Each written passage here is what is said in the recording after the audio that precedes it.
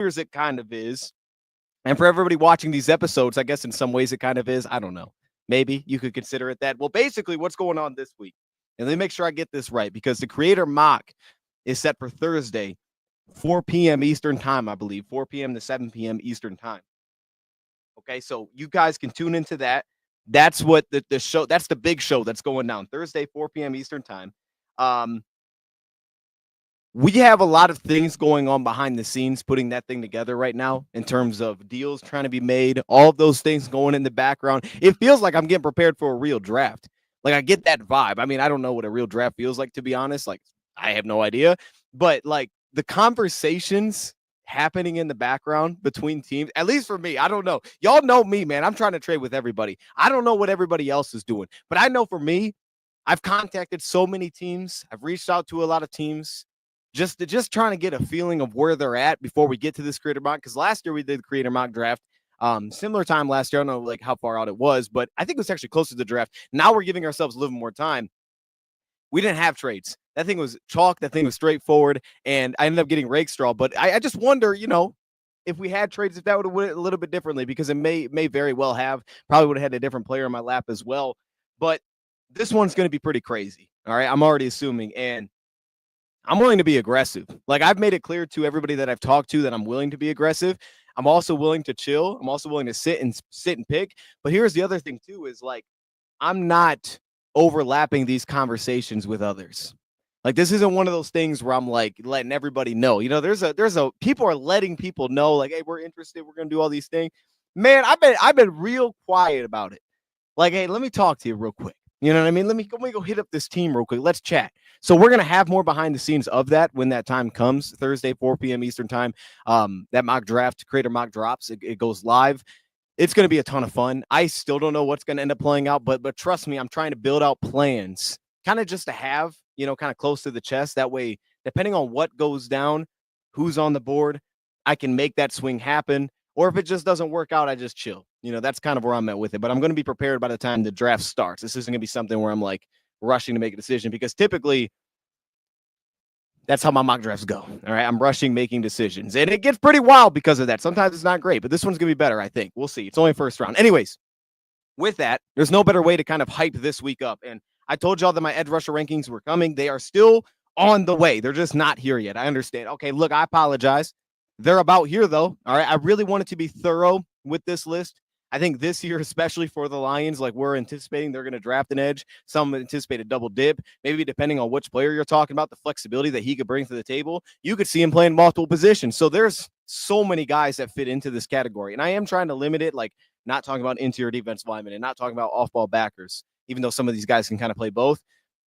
This is going to be a very thorough rankings. So when that thing drops, which could be tonight, I'm not so sure that's going to happen. At worst, it will be tomorrow. When that thing drops, it's going to be really good. But today, I thought the best way to kind of build that up, one last time before we get to this, no on that.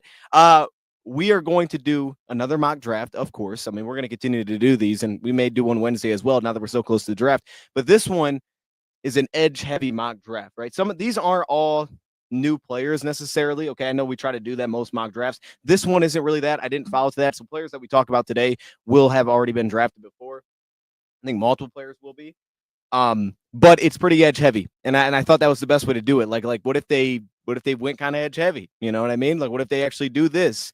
How could this play out? And there's different ways this could go. I considered a lot of different paths as we'll go through this. We'll show this thing on the screen, and I'll kind of talk through those different paths that didn't end up happening. Now, I did this with PFF. We know they continue to update their rankings, so it changes the board. So, of course, I'm trading like crazy to get guys. But there's also the issue of, like, I finished it, and then that thing, I don't know if didn't save or what, but it kept refreshing itself, so nothing happened. So I had to do it again, try to do the exact same draft I just did, which is difficult because when that's happened, I'm all over the place. I think it was about the same as the first time around. I tried to copy the same method, and it worked out pretty well. But for the most part, I tried to be straightforward with it, man. And that thing was it just did not save. So all right, here we go. Let me try it again. So anyways, we're here. We made it. Let's go to it. Let me pop that on the screen. We'll talk through it. And again, this is not my final predictive mock. That will be coming at some point. Okay, you guys know we'll get that predictive mock draft where I just predict to the Lions draft. But today I want to go edge heavy. So let's do that before we get to these edge rusher rankings, which hopefully tonight or tomorrow, those things will be dropping. Here we go. Let me pop it on the screen. And as you guys can see, to get things started, oh, snap, there it is. Donovan Jackson gets us started. Now, that's not edge heavy, okay? Understood, not edge heavy. But I did want to start I did want to kind of start this thing off this way because one thing that I typically talk about, and I talked about it coming in here, was being aggressive, right? Being aggressive, going up, moving up for players, being aggressive to go get guys that you really like, that kind of thing. And I'm all aboard that. But this is a really interesting spot. And I kind of wanted to play it out a little bit because this could be, and I think every team could make this argument to themselves, but especially depending on what the lines are looking for, this could be a really good spot for them. Now, I feel like it would be more likely that if they look to move back, it would be more so probably trading back and not landing an offensive lineman. The reasoning for that is I think if you're trying to grab an offensive lineman at the top, you just take him at 28. That's kind of where you keep the fifth-year option on the player. Obviously, that's a value, which is why the team's trading up as well. But also the main thing is I think that there's a little bit of a drop off right before, probably where everybody's going to be consensus wise. Definitely. I mean, it's a mess. I think the interior offensive line rankings are a mess. I had my rankings out, I think last week on that. So mine were even all over the place. The point is I think if you want one of these top guys, you might just sit and pick, not mess around with oh, we might move back a couple spots, see what happens. You might lose that guy. You might be lucky enough to get that guy on the board by the time you're picking there because he might not even make it. You might have to move up to get that player. But that being said, because like I said, their mock draft goes by the rankings and those are always shifting. Donovan Jackson is available after making this trade back. And even though I wanted to go edge heavy, I still wanted to kind of round out how I like the draft going. I'm like, all right, let's still make this thing make sense. So we've done this a few times, but Donovan Jackson comes in to get this thing started at 34. But this trade back's obviously interesting because it's the Giants, and we were all hearing hey, Shedeur Sanders not going 2 or not going 3. I don't think that's super surprising, but it's where does he go after that kind of deal. In this case, I don't even know if Shedeur was on the board. I'm going to be honest. I didn't even look. They were just one of the trade teams, so I did it. But realistically, depending on if it's that, if it's a Dart, whoever or Tyler Shuck, depending on who it could be at that spot, this is actually a good spot to be in because the two top teams in the second round this year both could use a quarterback. Doesn't mean they have to move. They could just sit and not give up capital and take a quarterback. That would make some sense. Or they could say we really value that fifth year option. And if they really value that, then you could be in a good spot to get out of there, especially if you were interested in going edge first because you know that there's going to be a plethora of options. So it's well, hey, I don't have to be ultra aggressive. Maybe here I can be in a spot where I can be comfy with kind of sitting back and letting it happen because there's a multitude of guys that we're cool with taking. So offensive line, you might want to be a little bit more aggressive with that. In this case, I was able to do kind of both, even though they gave me a D+. PFF hates me, dog. It is what it is. I mean, I was with them last year. They hate me, though. It's cool, PFF.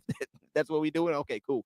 But yeah, Donovan Jackson, he was my number 2 interior offensive lineman in my rankings heading into this season, and it was a very slim margin that separated him and Tyler Booker. But the big thing there is schematic versatility. I think Donovan Jackson, you can make a case that fits better for the Lions. Of course, I love the tackle flexibility, though I don't think that's his best spot. Obviously, he did it, but a guy that we're going to talk about later, the very next week here, in Josiah Stewart, you saw guys give him trouble at left tackle, some of the better edge rushers. Now, Josiah's really good, so that plays into how good he is.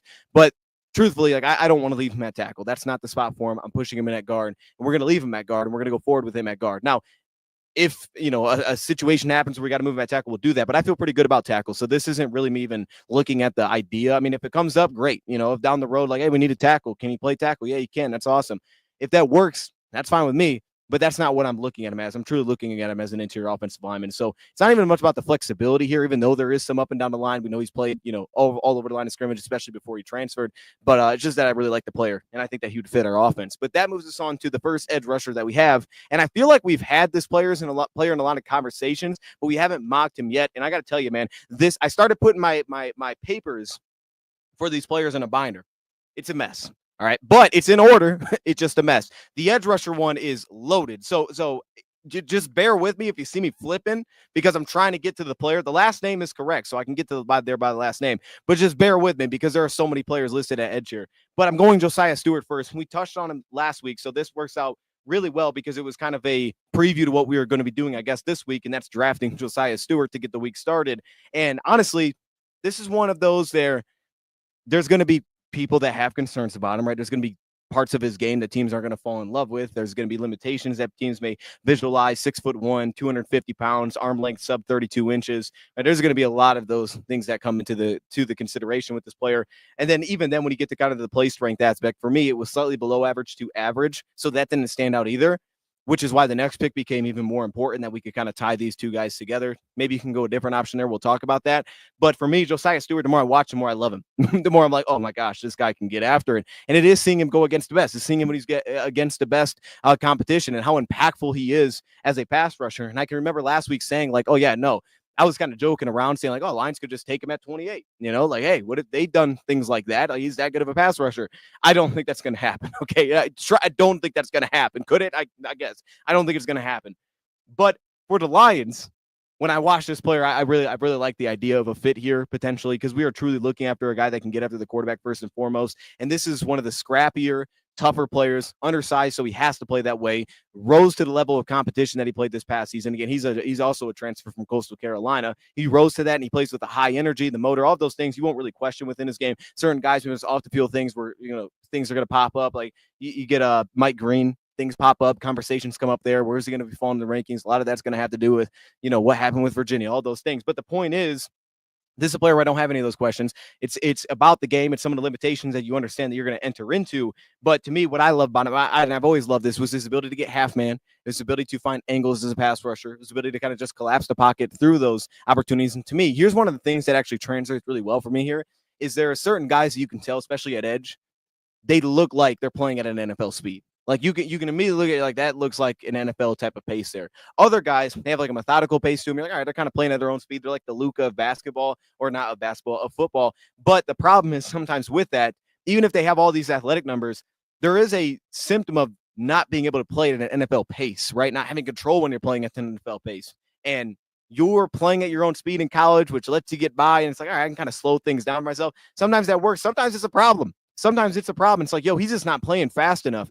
And I don't have that issue at all. It's actually the complete opposite for me with Josiah Stewart. I think he plays at an NFL pace right now. I think this guy rolls like an NFL player would roll right now. And to me, he's comfortable playing at that speed. And that's not easy. It's fine to play fast in a rep, right? Shemar Stewart does it all the time. It's another thing to play at that peak speed and also look comfortable at that spot and be able to change your pace throughout that. And to me, he brings that to the table. I think he's a very good pass rusher.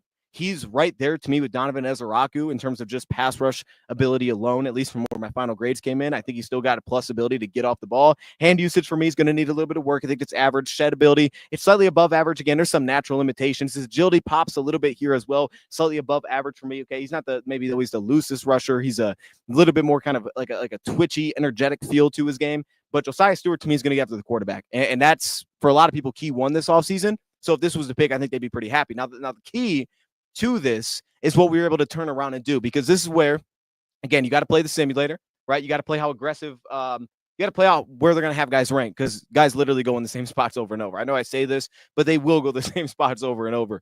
That said, for me to walk away with a guy that I don't think we've mocked yet, and it's crazy because I think the closer we're getting to the draft, the more this player is becoming kind of like a real conversation. And it's going to be fun because when I'm thinking for my edge rusher video, I don't know yet how I want to go about it, but especially because I want to focus on kind of the next tier of guys, not as much the top 10. I've really already done that work. I may make it a longer form. Maybe I'll have something separate, but I also want to focus on some of these players that are like, okay, this guy versus this guy, who's better, what separates them. And then there's also players like you'll get here with Jordan Burch, where there's a variety of opinions, right? Well, obviously, he's playing at that, right? He's a lot lighter than maybe the 295. He's closer to 270 as player. Okay, he's a fifth-year senior, transfer from South Carolina. Like, there's questions that'll come up with the player. Does he play to his strength? Does he play to his tenacity? Like does he bring that to the table to what his physical tools are? And to me, I've always been pretty high on Jordan Burch going back to originally doing this. So I tend to kind of just lean on what my initial thoughts were of a player. I try to lean on that before all the noise happens, because the noise happens right now. The noise happens now. And that's not to say that those opinions aren't valid, that people have concerns on of these players. It's just that's the time that we're in. And you can allow that to sway your opinion. And I'm trying not to, especially with players that already kind of stamped down that I felt comfortable with back at that time. Try not to let that really. Now, I can open my eyes. Maybe I got to look back and like, all right, what did I miss here with the player? And it was a weird one because when I went back through my notes to find my Jordan Burch stuff, I actually had him lower in a lot of the traits than I have finalized. Like a lot of my grades as I was going through were lower than what I actually finalized it as, which tells me that I ended up liking the player and believing that, yeah, this is going to work at the next level. And a lot of that probably was due to the tools that he has as an older prospect for sure. I thought he was closer to average getting off the ball. I ended up walking away saying I think he's good in that category. Play strength to me has always been a plus. I think it's capable of getting to a great level. That's where I ended up with it, which is crazy. But I had it good to very good at a time there. And pass rush kind of remained consistent. Everything got really a bump for me ultimately when I went through on this player. I didn't have any low grades on the player. I felt really good about him across the board. I felt disciplined in this game. And to me, I think that you tie in those tools together for what the Lions could be looking for. I think of a Savion Jones. We had talked about him a little bit last week as well. A guy that can kind of play into that bigger defensive end role for you, what the Lions typically look for in those spots. To me, this is a player that tools-wise kind of fits into what the Lions would be looking for. And it's a great balancing act with what you would also have in this case with Josiah Stewart, where you just know there's some limitations there. I mean, there's certain guys like trying to think top of my head before we do the full rankings here, but there's certain guys like that would do really well. You can tell on the strong side of a defense fan, like, oh, you put him against tight end, Savion Jones. It's like, yeah, he's going to be a problem against those pieces. So you can just kind of see how the fit would ultimately play out and you can make sense of it. And I think ultimately this is, as an older prospect, it's a little bit of like, okay, what is it going to turn into? And I think this is actually a really good spot to end up getting a player like this because for whatever reason, people are a little bit lower on him than I was. I thought he did it against really good competition as well in the games that I had went through. So I felt good about this player. Specifically, coming into it, I thought he played with plus force as a pass rusher, could create it from the ground a little bit. He's well built in the lower body, well built throughout his frame.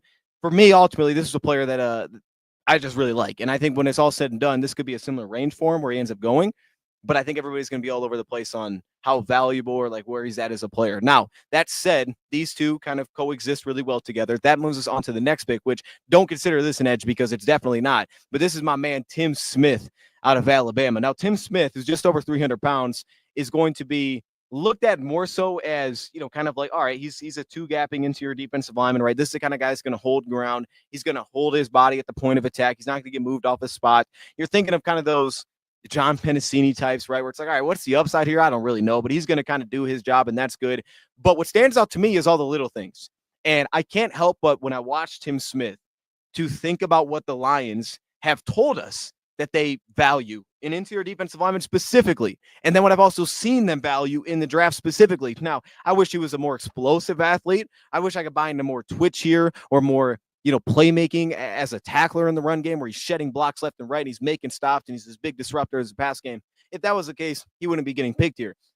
But the things that I can buy into his game that intrigue me a ton, and maybe it doesn't for other teams, but that works out for us, his size, even though he's just over 300, he fills out a very compact mold, which allows him to hold his ground. He's very stout at the point of attack. We've seen him deal with double teams. We've seen that ability to play over top of gaps, play a gap and a half type of style. Like we've seen him do that. Again, I wish there was more explosion because that would really sell me on this pick.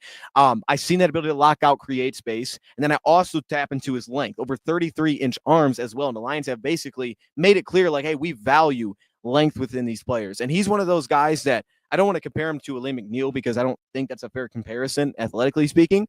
But it does make me think to Alim McNeill where Levi got drafted, Alim got drafted. I didn't know much about either of them when we drafted him, if I'm being honest, until after we drafted him. I remember going through it, and I can visually remember the night, like watching Alim McNeill and thinking to myself, like, yo, this guy looks better than Levi. Now, I remember thinking that, and Levi did a really good job last season, but it was just like, all right, he's productive. Like I get the, the upside things here, but the dude's good. Like the dude's a good player. And he was just, and this was early into the whole thing, but it was like, yeah, this guy's a good player. You can see it when you watch him play. Like you get excited watching him play. He's a good player, right? He does his job at a high level. And I can't help but get that feel when I watch Tim Patrick. And the other aspect of this too, is when you talk about like other experiences you've had, hey, Senior Bowl, right? It was being there at the Senior Bowl, and you're watching all these guys pop. Oladejo pops, and now it's like, all right, his stock is rising. You'll see my rankings come in. He's probably not as high as some other people have him, but his stock is rising. He cooked on the one-on-ones. He went to work in those things. And while I don't put as much value into that, I remember walking away multiple days with multiple notes of Tim Smith, and it was never anything like crazy, but it was always team drills. And it was like, I remember Tim Smith kind of making some plays in there in team drills. A little bit of penetration, kind of shed a block, made a stop against the run, just all of those kind of things. So to me, ultimately, Tim Smith just feels like a player that's like, all right, he's going to fall here because people are going to question a lot of the upside, but he gets the job done. He gets the job done. He got it done against good competition. And every time I watch him, I'm a fan. So Tim Smith kind of wraps the defensive line trend up here. Well, not really. We're going to come back to it here. And actually, let's go down to Diggs. Now, honestly, I don't know how to say this dude's first name. I know I've had my man Charles in the chat who's been on board with Diggs here. So this does work out well. I don't know how to say his first name, so I ain't even gonna try until I look into it. Fadil, I always say like Fadil or something, Fadal. I don't know how you say his name. The point is though to this player.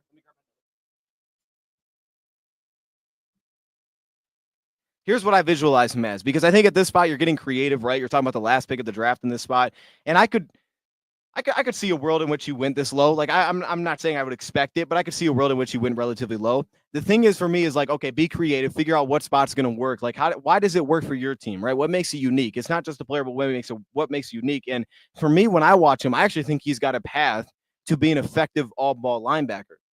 Like when I watch him, I think the thing that's going to lead to success for him is he's a smart player, in my opinion. I think he's a very smart player. I think it's his biggest trait. I think he's a high football intelligence, recognizes the run scheme early. You saw him work a lot of off ball as well at Syracuse, which he was kind of thrown into those situations. In coverage, there really wasn't a lot of zone dropping there. He kind of worked more so as a spy, would kind of settle in underneath, kind of track down things. So I'm not looking for a ton of upside in terms of coverage, but I think about the role that Derek Barnes plays within this defense. And I think about just some of the intelligence that he plays with, the way that he takes on blocks, just the consistency, the discipline, kind of the way that he gets off the ball, reacting to what the offensive line does.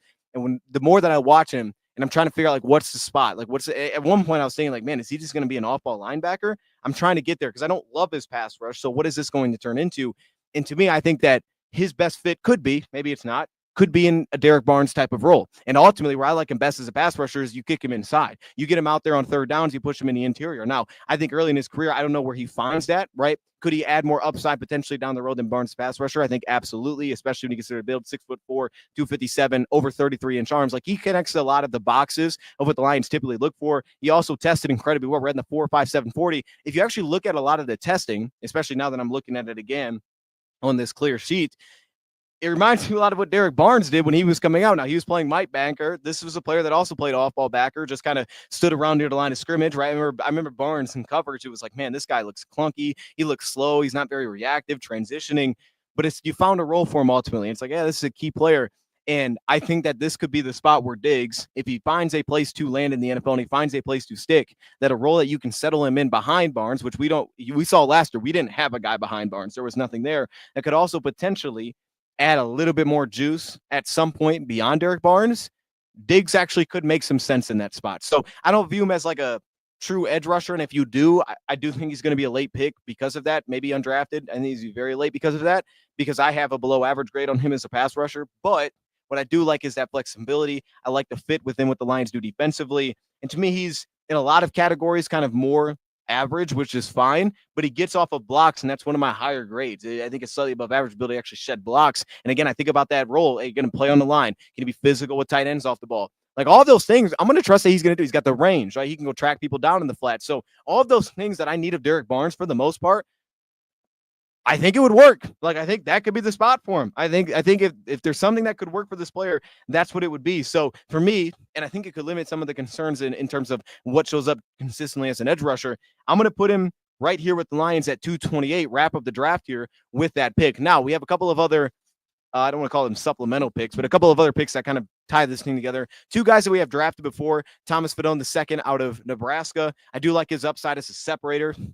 Always looking for that in terms of my tight ends. And I think that he's one of these players that does bring that aspect is he has an upside. He can separate as a receiving tight end specifically. And that's something I always typically buy into, especially now if they're drafting Sam Laporta. Hey, having guys that could do that, it's pretty special. So if a guy has those traits, at very least, maybe I'll take a swing on him at some point. But then also, when they still need to put Jalen Reed on here, by the way, anybody from PFF watching, like, hey, let's get on that. I'm going to put Caleb Ransall in this mock. And I don't know that I've done this before, but I know that we've talked about him before. I think I've talked about him in one of our sleepers, or maybe it was like players that feel like Lions. I think it was a sleepers one.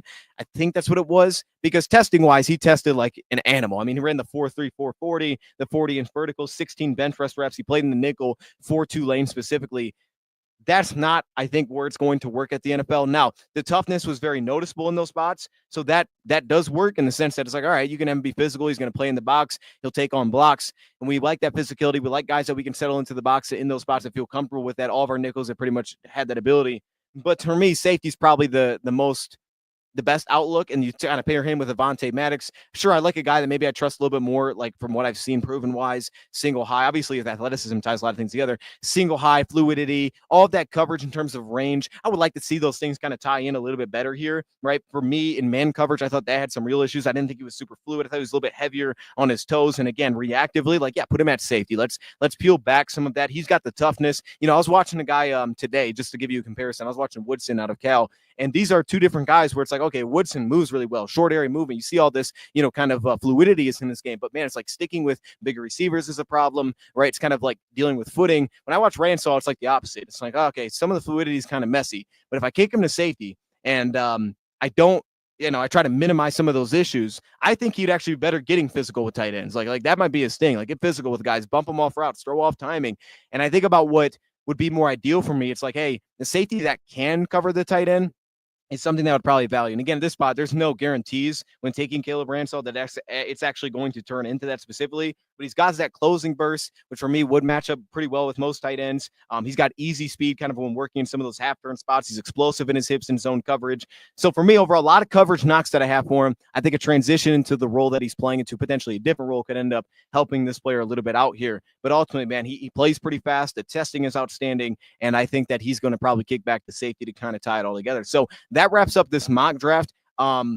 I'm trying to see what the I originally, when I did this, because like I said, I had to redo the draft, and I think the exact same draft, but I had to redo it because it didn't save like right before we got on here. So I'm like, oh dang, let me redo the draft. Let me try to do the exact same thing because I don't want to change it. I did acquire like 2 7th-round picks next year the first time, and this time I kind of flew through it because I was like, I just want to get this thing done. I think with the Giants, I was able to grab a 7th, or maybe it was the trade up with Seattle where I got a future 7th back in return after giving up 102 and 105. But ultimately, like, this is something that could be really valuable to us for just looking at it from a draft perspective. Like the opportunity to potentially add another pick, if you feel comfortable with a multitude of players in that spot, would make a ton of sense. I'm curious to see how this creator mock board plays out because, you know, you see it on the simulators all the time, but to see where it ultimately would play out within people, like where people feel about these guys, like there's so much range within these players that there could be a scenario that falls in a place where it's like, yeah, it actually does make sense to just move because I truly am comfortable with 5 dudes here. Or it's like, hey, we should be aggressive. We better go get this guy because he's kind of like for me, there's certain guys that'd be like, yeah, he's sticking out. Like he's at 22 and he's sitting there. Let's just try to go get the player, something like that. But there could be a possibility where it's actually the opposite. And I think, you know, if you're just looking at it from a draft capital perspective, it'd make a lot of sense to move out of the first round. It'd make a lot of sense to just move back in general at the top, potentially acquire another middle round pick, which we do in this case, give ourselves more flexibility to be aggressive. And as you can see, where we were aggressive is right in the heart of this draft, especially when we're talking about a edge heavy mock draft. The heart of the mock draft, the heart of the edge draft is going to be right there on day 2. That's where the names are going to be settled in. So if you want to ensure that you can get that guy, having ammunition helps, right? So unless you're getting that player that you love in the first, having that ammunition could be very valuable when you get to kind of the day 2 area and you're trying to grab some of these edge rushers that you believe can actually stick around. And I think that on this case, like Tim Smith is going to come in as backup, of course, but I think just based on his build, he's going to have some flexibility. I just think his consistency will allow him to stick, right? What are the upside be? We'll see, but I think he could stick, right? And I keep going back to the John Pennicini type, but to me, it reminds me a little bit of Lee McNeil, especially against how he plays the run, how he locks out. And then, you know, at the end, we're taking some swings, some positional changes. Fadil Diggs, we'll put him a little bit like in a sandbagger. We'll put Ransall at safety instead of the nickel. We'll put Fadone at tight end. That one's pretty straightforward. But as an athlete, like we want to tap into what he can be as a separator and give this some competition with Kenny Yeboah. And you can see I even made a trade to make sure that went down because, again, tight end, while there's a lot of depth to this tight end room, I think especially once you get to day 3, there's going to be a lot of we don't know where guys are going. Like we don't know who values what. So if we have a guy, lock in and go get that thing done. And in this case, that's how I always treat this with PFF. Like just go get it done. You know what I mean? I didn't give up future picks. I'm back to that. I'm back to the old me there. So anyways, that wraps up the edge heavy mock draft. If you're just joining, edge rusher rankings coming very soon, hopefully tomorrow or not, maybe tonight. At worst tomorrow. That's the aim. That's going to be out very soon, though. Maybe a long form content, which could shake it up a little bit, but it's going to be out. I'm just thoroughly going through all these players, and I feel really comfortable about most of them now. And then beyond that, Thursday, 4 p.m. to 7 p.m. Eastern time, we have our creator mock draft live on Bleacher Report, man. We have some build up to that, so follow along throughout the week because it's going to be intense as heck. And stay tuned here. I'm going to try to give you all the content. That way it makes sense. But last year we did it, and this year has trades. And at 28, as y'all see, everything's on the table. And I'm willing to listen to anything. And at the same time, there could be I don't even know who's going to be. Like, I really don't have a feeling of who's actually going to be available around my pick. I have no idea because I just don't know how other people feel about these guys. So with that, I appreciate y'all joining over here on Bleacher Report, man. And I will see you guys Wednesday, same time, 6 p.m. Eastern time. And we are out on Bleacher Report, man. All right, chat. With that, we wrap this up over here. This mock draft.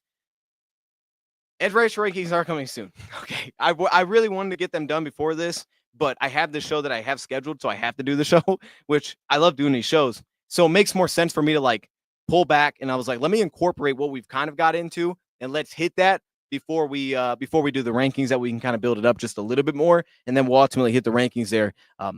But I wanted to make sure that I had something pretty good for this, and I think this was pretty good. Live Lion Talk heard we could move into the top 10. Get pick 9 and 93. Saints get 28, 60 in a second round, and Hendon Hooker. Would you do that trade? You know what's funny about that is as soon as I heard that news, it was like 2 days ago, immediately in my mind, and you guys know I'm not like on board of trading Hendon Hooker. I don't want to trade Hendon Hooker, but immediately in my mind, like I thought of Hendon Hooker. I was like, well, but also then what immediately hit my mind was Kirk Cousins. I had heard that Kirk Cousins is not going to Cleveland. Like I have heard that. So I don't know that it's true or not, but like that's a lot of the speculation, the connection. I've heard like that dude's not trying to go to Cleveland. Like he's just not going there. So if that's the case, Kirk Cousins to New Orleans actually now makes a lot of sense to me. So I kind of throw Kirk Cousins probably first into that. Would I make that trade to get to number 9? It would depend on who's there, because if I'm going to 9, I'm taking Jalen Walker. I would be open to, like, I don't think I would want to give up the farm for Jahdae Barron. Like, I would love to grab him, but I wouldn't give up like everything to make that happen. And also, I do think that it has, because I think you really have to attach a player to that. Now, in their minds, they're going to have a player attached, because once you really get outside, I think once you get outside the top 6, it's kind of all over the place. Immediately, then like people are like, well, where's Tech McMillan and all of this? Like immediately, that thing gets messy. So for me, I have to attach a player to that somewhere to make it make sense for me. And if you told me like that would give me that player, like, oh yeah, no, I wouldn't have an issue with going very aggressive to do that. Now, in this case, you're saying I get 93 and 60, and we give up 60. That's not much of a. I honestly don't think like that would mean to me they're really valuing Hendon Hooker, and they could be, but like that's like value wise, I gotta believe that's heavy in favor of like the Lions getting value here. I mean, obviously, don't get numbers to that, but I've always been taught you treat future picks as the next round towards the back end, especially because of how, we play. And depending on which third rounder, because we're set to have 2 next year, right? We have one that I think we acquired by trade. I think that's what the one was. And then the other one, of course, we're going to get the comp pick. So if you gave up the one that you have now, that one will be a little bit better, but it'll be towards the back end of the second round. Or sorry, I'm got confusing 2 things. It'd be the back end of the second round, but you would assume it as like a third round pick. So that's how teams would, I've heard, value those picks. But I would think that would be heavily in favor of like the Lions by the numbers. And then you would just have an unknown on kind of what the value is for Hendon Hooker. I'm not really on board with trading Hendon Hooker like at all. And also, I do think that there's a case that is enticing that sounds. And I've been in conversations with dudes with this mock draft. Like, if I had, here's how I look at it, a little behind the scenes. We've had conversations about getting up to the top 10. I've had conversations with people in this draft, and we've had deals set out where it could essentially happen. Now, I haven't agreed to anything, but like even some that I feel like, okay, this could be in a ballpark, or somewhere I'm like, if we tweaked a couple things, we could make this make sense. I'd be willing to get that aggressive. But like none of those trades am I pulling the trigger on unless I'm sitting there and I know who's sitting there. Like I need to see the player there before we finalize the trade. It's got to happen during the live mock. Otherwise, like I'm not accepting that. Even if I know I'm getting to 9, I'm still not accepting that trade, even if I feel like the value is strong in my favor, unless I know who's sitting there. Because if you told me hypothetically, Walker's gone, I would probably have to go up and take Michael Williams, but I would feel like the amount that I'm giving up might be just too much. Like I think you would have to give more than that. Like I would have to have a player attached for it, but I don't know. I'm curious. Like if there is going to be Hendon Hooker buzz, this would be the time. You know what I mean? Like if it's going to happen, it almost is a little surprising it hasn't really happened yet. Like I feel like there hasn't been Hendon Hooker buzz, but teams have needed quarterbacks. But I guess if there isn't time for it to happen for New Orleans, like it would be now. It would make sense with a first year coach to do that. I don't know. You know what I mean? He picked Abdul Carter. That would be crazy. If Abdul Carter fell to 9, I think that would be the biggest shocker in like 25 years of a draft. Like I wouldn't be able to think back onto last time there'd be a bigger surprise in the draft than that. That would be insane. I don't see Abdul Carter getting out of the top 4. I honestly I don't think it's possible he gets out of the top 4 because one, I don't think teams are going to be very willing to trade out. I think the top 4 may go very chalk because I don't know how much movement we're actually going to get at the top there because I think the teams value him very highly, and I don't think teams are going to be willing to drop out of that. So I think because of that, like if yeah, I don't think he'll fall out of the top 4, and I don't think it'd be very difficult for teams to move in to kind of disrupt that. I think it'd be really hard to get in there. But if they pull it off, why not? I'm really interested in Lions drafting Banks or Golden. So Golden's, he's a stud. He could look for me. I don't think this receiver group's great. The Ted McMillan thing's going to be all over the place. I like Emeka Buka. I don't love him. I would probably give the nod to Matthew Golden right now. Even though I haven't stamped my final grade on Matthew, I have on Ibuka. I would probably give Golden the edge. Golden could be, the most comfortable first-round receiver in this draft. So I don't know that we've mocked him, and obviously a lot of his Ibuka and the personality and what happened this year, like all that stuff. Like I think if you just took this year, he still plays like a dog. I think he's still worthy of first-round pick, but it's all the other stuff with him. But yeah, like Golden would. I'd feel comfortable saying Golden goes round 1. Now, drafting Banks. I like Banks.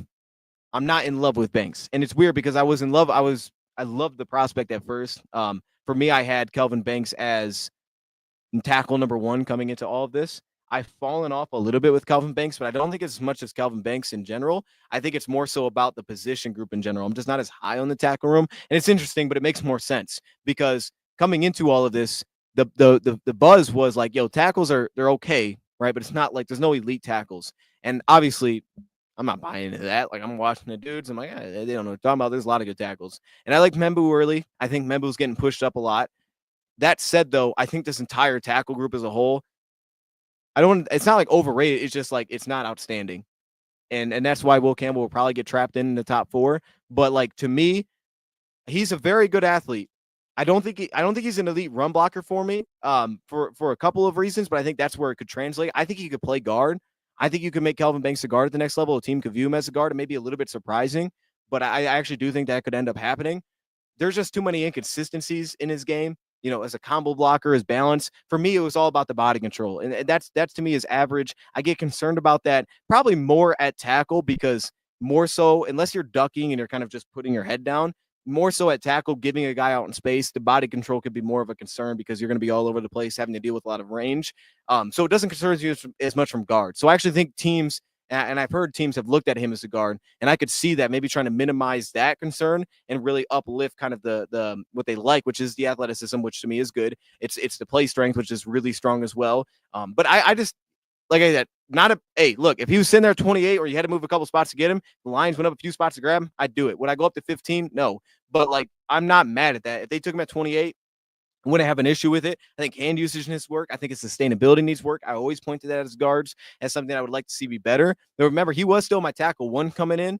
So I like the player. I just don't like the tackle group as much as I used to. But ultimately, if he was sitting there at 28, Charles, man, you ain't gonna hear me complain, bro. And like you said, he's tough to sack. He's tough.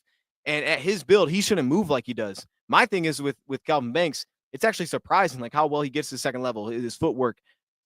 To me, Kelvin Banks,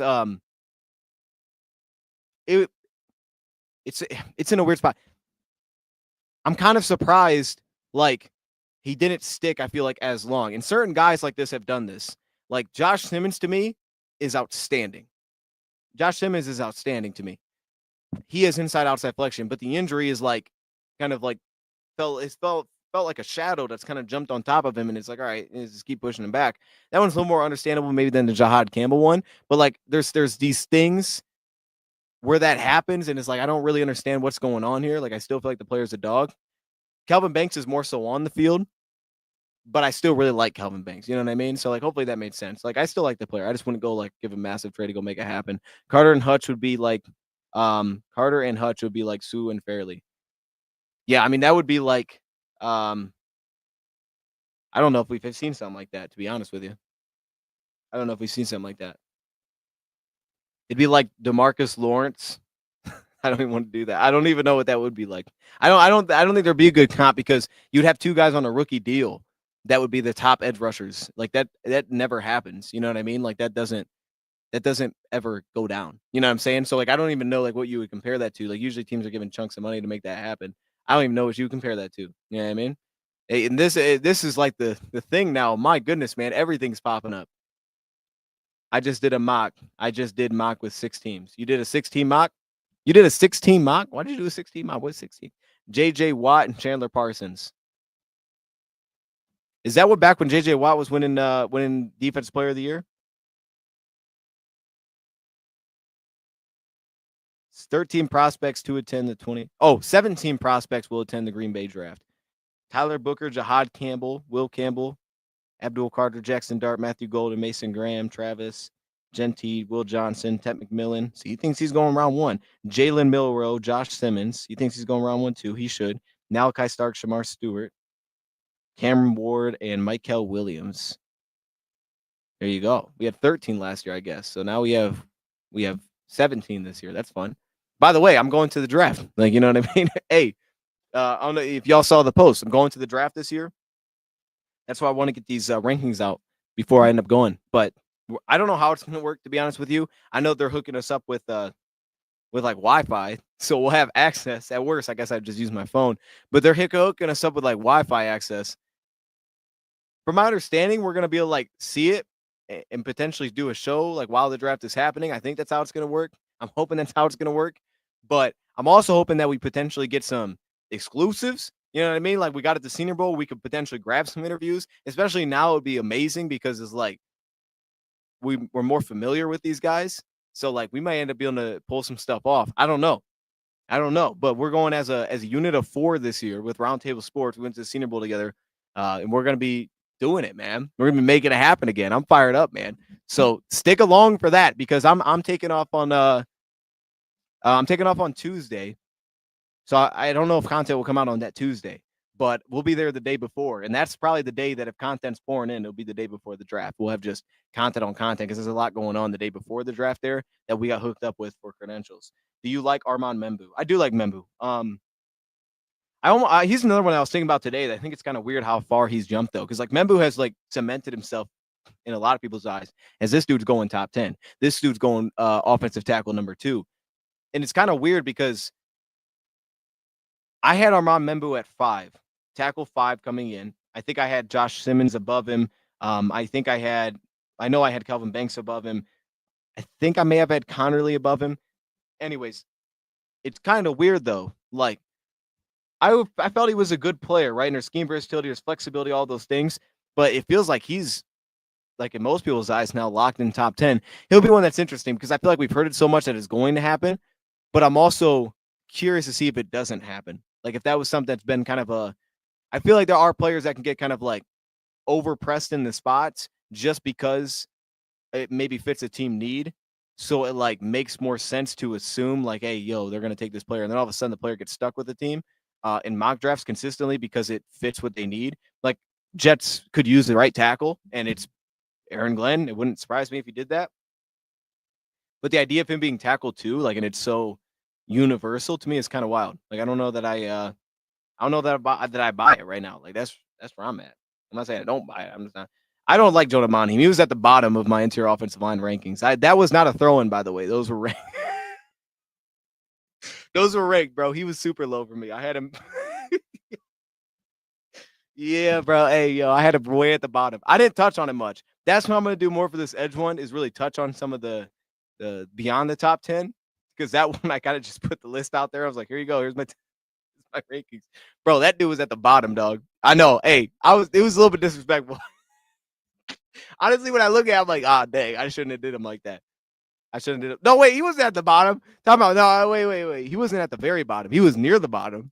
You know what I mean? He wasn't at the bottom though. Actually, now I'm thinking about it. Let me calm down. He was near the bottom. He wasn't at the bottom though. You know what I mean? He was down there. He was actually funny because he was our first I think he was our first mock draft that we did. I had Jonah Monheim in there. I remember when I made the pick, I said like I don't really like the player, but like this feels like, obviously we could use it into your offensive lineman. And I'm like, I don't remember what my reasoning for it was, but I essentially like said during the pick, like, I don't really know if I like this draft pick.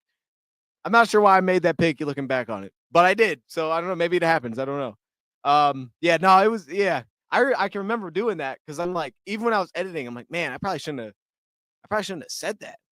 Like I left it in there. I was like, man, I probably shouldn't have said that though, because it's like, why'd I draft the guy then? I don't know. I don't know. but but it made sense. It's like, hey, a backup into your offensive lineman. Why not? I was trying to find our oh, here we go. Here we go. Wide receivers. Stewart feels like he'll be a Lion. Yeah, if that dude wants to fall, I'm not mad at it. I would not complain. I would not complain.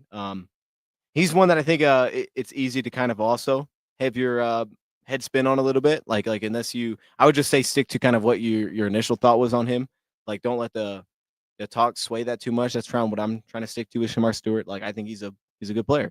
You know, I got him in a good spot, but didn't love him. You know, so and I had concerns with this game, but I don't want to overwhelmingly focus on those concerns within his game because I do think that he can bring it to the table. There's obviously like real questions, some real questions about whether or not it's going to work. But I would be happy. Like if you took him at 28, I think I'd be happy. Like it would depend on who else is up there. I'd still be happy. Okay, yeah. So here was my. See, this is interesting.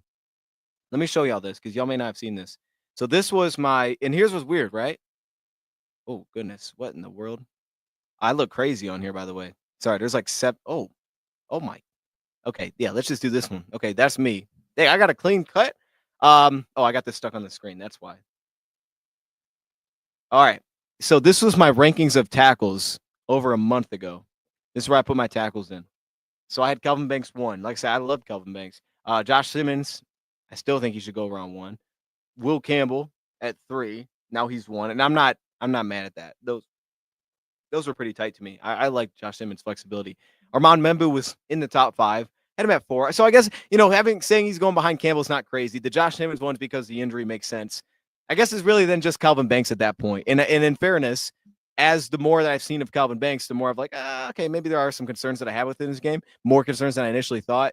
The more I watch, I guess these rankings do make sense. Like putting Connerly in there at 5 makes a ton of sense as well. These all feel kind of chalk. I mean, especially when you consider the injury. It's just the Calvin Banks one. Maybe I was a little bit too high initially. That is what it is. But I feel like these 5 are pretty similar. But it's weird because like I feel like everybody else's were all over the place. Like, look, Membu wasn't even in Derek's. Maybe had Cameron Williams in there. Actually, I don't hate Cameron Williams, by the way, but like he had Cameron Williams at 5. He had Connerly in there. He had Banks at 3. I feel like we were all super high on Banks for some reason. I don't know why we were all super high on Banks. I think, Broshmo had Banks at 1. He had Membu at 5. So he had Membu at 5. I had him at 4. He had Connerly above him, Simmons, Campbell. I guess it was a similar unit. I'm trying to see what oh yeah, Colby copied. Colby just copied. Colby was just copying people, bro. If we're being real, like this dude just be copying people in these things. So if y'all, you know what I mean? Like let's just keep this thing straightforward, bro. This dude just be copying people's list. That is what it is. You know what I mean? Shout out to Colby though. You know what I mean? Cheating and stuff. Jack Sawyer's stock falling off a cliff. Had him ranked 16th edge. Yeah, look, man. Hey, teach their own. You know what I mean?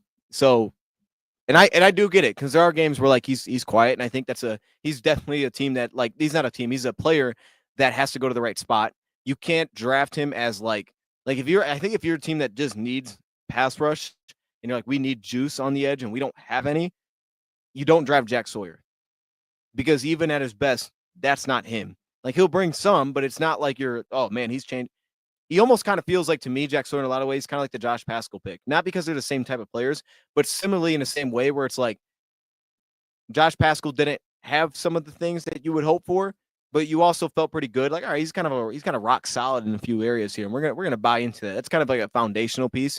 And now a couple of years later, right, we can go with the speedier edge. But that's kind of where I'm at with Sawyer. And I would get why certain teams are just like, yeah, we need more than that. I get it, but I'm still very high on him. I still have him above JT Tuimoloau. I feel pretty comfortable with him above JT Tuimoloau, to be honest. JT has some room to clean up, but JT to me though fits the lines too. Like both those dudes, JT fits the lines really well. Just throwing that out there, fits him really well. Ratledge, what was I have? I had Ratledge in the top 10. I think I had Ratledge at like 7. feel like he was at like 7. He was up there. You know what I mean? Like Rat wasn't in love with Ratledge, but I liked him. I liked him. He was in a comfy spot. I think he fits a couple different schemes. Lions are taking Golden or Baron.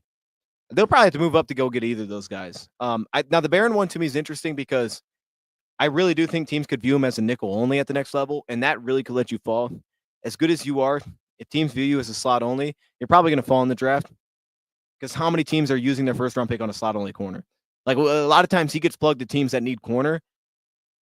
If you need corner, you may not draft him, right? You may say, okay, Will Johnson, maybe we'll take Maxwell Harrison, right? We'll take a shot on that guy. I would think some schemes will make sense of that. You draft Trey Amos, let him play half turn, right? Let him deal with that a little more zone coverage. Like you might go with kind of a what feels like a double in Trey Amos, and he might fall. Or you trade back, or you take a different position. Like that dude just might drop because of that. So I actually see a world in which he falls. It would not surprise me at all if Jahdae Barron started just dropping down the board because it's got to fit with something. It's got to make sense. And there are values to what you put on positions. If a guy you view as only a slot, that dude's not going to be likely a top 10 pick. That's just never how it goes. Like you can be a great slot only, but that's not a top 10 pick, dude. It's like that dude doesn't go high in the draft. I think he'd be really fun for the Jets. It still could be valuable. I just know teams have different grades on players based on what positions they can actually play, based on what they can actually do, and where they feel like it can fit in versus just how good the player is at what he does. It's like if you're an elite punter, that doesn't mean you're top 10. You can be the best punter of all time. You're not going top 10. Now, I think we did see one go like second round, but like, yo, you still ain't getting top 10, dog. You know what I mean? So I think he could fall. Golden's the interesting one. I think Golden could go 12. I think Golden can go to Dallas. I think you would offset CeeDee Lamb a little bit. You get that vertical stretcher. He could go 12 because it does feel like Missouri's receiver is going to fall a little bit. I think Igbuka could go round 2. I wouldn't risk it because it's an Ohio State receiver and they just don't miss. But he could go top of round 2. I could see him getting out of the first round because team's not loving everything about his game, even though he's very well rounded. So yeah, it's like I could see Golden getting pushed up for that. And then it's where's Tet McMillan? Because it just takes one. And I think he could be settled in right next to Tet McMillan. If we go corner, I'd assume Rakestraw is going to safety. And I hope not. Like I hope not. I mean, look, whatever gets him on the field ultimately, right? Because Rakestraw did have some like vertical issues, but I want him close to the box. I want that dude hitting guys. And I guess safety could allow him to do that. Whatever it is, you know what I mean? Whatever that, I don't know. I hope not, but yeah, I mean, that would make sense. Flexibility does help. Whatever gets him on the field, though, to be honest, because like I don't want another year like last year where the dude just didn't play. You know what I'm saying? Like the dude just didn't play last year. I don't want that. And obviously some of it was injuries, but if Meek's still here, if he just can't play, like it's not ideal. Maddox got dropped. Maddox got dropped? You mean like Avonte Maddox got dropped? Like cut? Nah, you got to break that down because I didn't see that. I wish I would have seen that. I would have talked about it in the show we did for the first 30 minutes. I'm a little disappointed that I missed that. That's actually big news. Did something go down there? Is he all right? What up, Ryan? I see you. Detroit Productions, Detroit versus the Refs. Okay, yeah, that's a classic. You can't go wrong there, dog. You know what I mean? You can't go wrong there. Mason Taylor and Sam Laporte would be way too dominant. Yeah, Taylor should go high. Taylor should roll off second round early. Look, here's the thing, too. Taylor's got such soft hands, man. Taylor has some of the best hands, I think, of a tight end, maybe the best in the class. I love, man, his tracking ability. He slows down so much at the catch, but like it's so smooth. I think that dude's gonna go off fast. I don't see him going that far. I mean, think about it like this. Notre Dame's tight end went. He wasn't like an athletic gem. You know what I mean? This dude's too smooth in this tight end room. I don't really see how he falls that far. Like Arroyo has upside, but there's also real concerns with him being just on the field. I don't see that player goes that far. I don't think he gets that far into round 2. Luke Lackley. I had him in one of our. I keep saying Lackley. I had him in one of our mocks. I did like him a little bit from some of the little stuff that I went through. It wasn't full blown out. I don't even know if I put in my notebook yet. Hold up, because I pretty much all defense in this one. Let me see. Let me see if he's in here. I don't think he's in here yet. Okay, I got to put him in here. Guess I don't have my notes handy. I thought I did. That's good. I'm glad you brought that up because I got to put him in here. Yeah. I didn't put him in here yet. We don't need 5 tight ends. I like the ones we have. We do have some tight ends now. It's good though because we really didn't have a receiving tight end beyond Brock Wright, like beyond Sam Laporta. So I mean, and Kenny Yeboah doesn't really bring that too much of a high level. So I still think there's a opportunity to take a swing on a guy that can do that. I still think that should be considered. But like, I feel like he's also got to hit some prerequisites. Like you can't be 215 pounds. Like if you're like a slot, I don't think Lions are going to draft you. Who brought in Hunter Bryant? Y'all remember Hunter Bryant? Wasn't that was that I think that was the last year of the Patricia era that signed Hunter Bryant. I think so. I don't think that was that just popped in my mind. I don't think that was Brad Holmes. I think that was right before Matt Patricia left. 2020. Yeah. Okay. So yeah, there's gonna have to be boxing that they check size wise. I don't think they'll get a Hunter Bryant type. Good evening, Bo. Looking forward to getting an edge up on season. Bro, it's gonna be this edge ranking is gonna be great. Y'all let me know though, because I'm trying to figure out. Would y'all rather see when I drop this edge rusher ranking? Would y'all rather see it be long form, like potentially a really long form, like an hour long, almost like a podcast feel, where I'm kind of just walking through almost every player, or would y'all like to see it similar to last time, where in this case I might focus on kind of the next 10 a little bit more, and then just kind of have the top 10 ranked, and then just kind of fly through those, hit the next 10, put the rest on the screen, and make that like 25 minutes. Because I'm trying to figure out what I want to do. I think the longer one would be fun. You know what I mean? I get a little more in depth with these players. And it could also be live. It could also be it'll probably be pre-recorded. Long? Okay, we'll do long. I want to try that anyway. Top 10 with honorable. So here's the good thing though. I'll still separate it. So I'll hit the top 10 first. That way you can see the top 10. A lot of the top 10 is already in place because I've done a lot of them through my rankings already. A couple of new players will be added. A couple of players will be dropped out that I've already talked about. Abdul Carter will be thrown in that mix. And then, we'll kind of focus on beyond that. How would you feel if we left the draft with just Fairchild? It's a good question. I wouldn't feel overly confident. I'd feel okay. I'd feel like, okay. Like I don't think I'd feel fantastic about that if I'm being honest. I think Fairchild is a player that grows on you when you watch him. I think Fairchild for me, his pass protection is what I kind of bought into a little bit there. Like the guy gets the job done. There's just real concerns about the way that he's built for me. Like legitimate concerns within that portion of his game. If we ended up just bringing Fairchild, I'd be happy that they did it. They brought in somebody. And I would also understand the vision because I think Fairchild is someone that will grow on you. He gets his job done, man. He finds a way to get it done. And his pass protection is better than I anticipated. Where did I have him at? Yeah. He's also a plus athlete. It's just he's not that powerful. His body control was an issue for me. That's probably the biggest thing that has to be cleaned up. But in fairness, I think I had lower grade 0 Mahogany too, and we ended up bringing him in. But the dude has very good hand usage. Like everything outside of moving pretty well because he's very slim.